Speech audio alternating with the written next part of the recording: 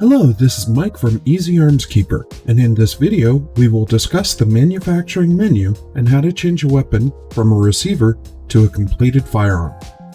This option can be particularly useful for firearms manufacturers. The ATF requires that when a receiver is converted to a full firearm, that the bound book reflects this with both a disposition of the receiver and the acquisition of a completed firearm.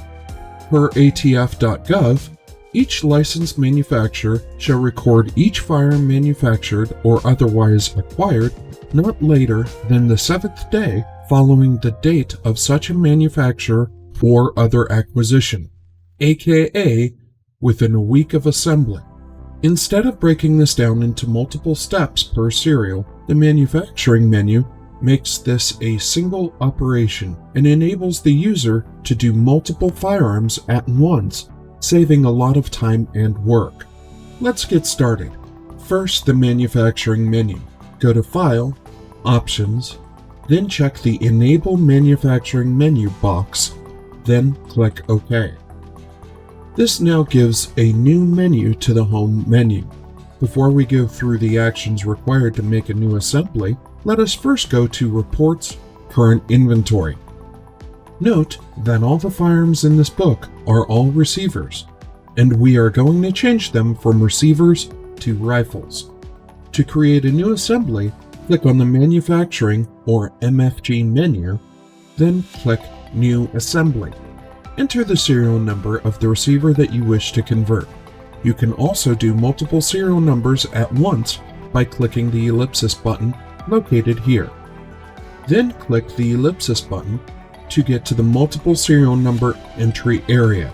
Enter the serial numbers that you wish to convert and click OK. Then click Find. Highlight the numbers that you wish to convert, then click OK. You are now ready to update your bound book.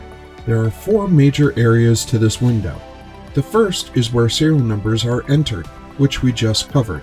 The second area is the manufacturing contact area, which is auto-populated if the File Options FFL settings is filled out.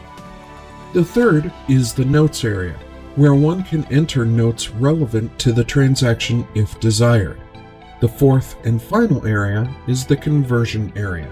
Select what kind of weapon the receiver is going to be converted to. In this case, rifles. Select the caliber for said weapons. Important note, it only allows 1 caliber per transaction. So if you are assembling an AR in 223 and in 300 Blackout, these would need to be separate transactions. Ensure that the date is accurate, then click Save. We can now go back to Reports, Current Inventory, and see all of the receivers are now listed as rifles, thus meeting the ATF requirements.